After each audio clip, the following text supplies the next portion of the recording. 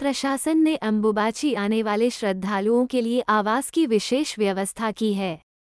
शहर के कामाख्या गेट ने भक्तों के लिए एक विशेष भोजन शिविर खोला है। प्रशासन के निर्देशानुसार साहानी कावरिया गो ने एक शिविर का आयोजन किया गया है। वे रोजाना सुबह, शाम और रात में 20,000-30,000 भक्तों को भोजन उपलब्ध कराएंगे।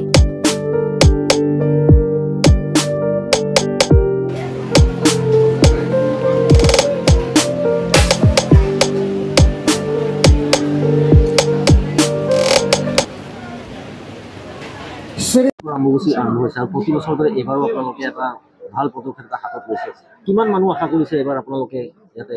মই গুৱাহাটী সাহানী কাবাৰী NGO যোৱা আমাৰ 12 বছৰ পৰা কৰি আছোঁ। আজি যেনেকৈ পদক্ষেপ আপুনি চালে মোৰ কোনো লিমিট নাই যে আমি 50,000 মানুহ দিম বা 1 লাখ মানুহ দিম বা 2 লাখ দিম, এনেকুৱা কোনো নিয়মো নাই মোৰ তাতে আৰু কোনো লিমিটো নাই। আমাৰ আনলিমিটেড নন ষ্টপ চলি থাকিব। নিঃশুল্ক ভণ্ডাৰা বুলি আমাৰ মা কামাখ্যা অমৃত ভণ্ডাৰা নিঃশুল্ক সেৱা শিবিৰ আমাৰ আছে। নন ষ্টপ আমাৰ ৰাতিপুৱা 7টা বজাত আৰম্ভণি হৈ যায়, ৰাতি আমাৰ 2টালৈ নন ষ্টপ চলে। মানে যিমান টাইমত মানুহ আহে সেই টাইমত আমাৰ কণ্টিনিউ চলি থাকে। কিমান দিন চলাব আপোনালোকে? এইটো আমাৰ 22 তাৰিখ আজি উদ্বোধন হৈছে আৰু আমাৰ 26 তাৰিখ ৰাতি 10টালৈ আমাৰ কমপ্লিট হ'ব। কাৰণ 26 তাৰিখ যেটো আমাৰ বিশেষ অনুষ্ঠান আছে, আমাৰ কুমাৰী কন্যা পূজন হৱন, তাৰপিছত আমাৰ ভোগ প্ৰসাদ যেটো হ'ব সেইটো কৰাৰ পিছত ৰাতি এনেও 10টা বাজি যাব। প্ৰতিবাৰ আপোনাৰ তাত কিমান মানুহ আপোনালোকৰ তথাপি এটা ফুটফল? আমাৰ এটা এভাৰেজ থাকে মোটামুটি 4 লাখ মানুহ যেটো আমি কেপাচিটি ৰাখোঁ, সেইটো 4 লাখ বা 5 লাখ ভিতৰত। আমি যদি ইমান মানুহ আহে আমাৰ তাতে কোনো অসুবিধা নহয়। আৰু আপোনালোকক এই কাবাৰিয়া সাহানী কাবাৰিয়া কোন সহায় কৰে? যিমান মেম্বাৰ আছে সেইটো আৰু বিশেষ সমাজসেৱীবিলাক যি আছে আমাৰ লগত বহুতখিনি মানুহ জড়িত আছে।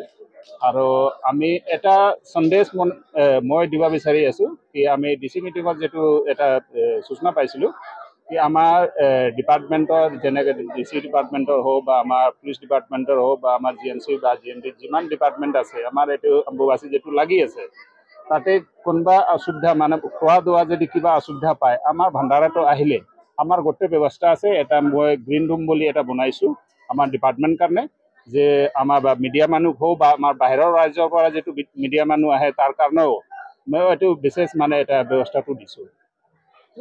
এইটো 12 বছৰ এতিয়া আমাৰ ৰেজিষ্ট্ৰেশ্যন হিচাপত হ'ল, এনেও আমাৰ মোটামুটি 15 বছৰ পাৰে হৈছে এইটো।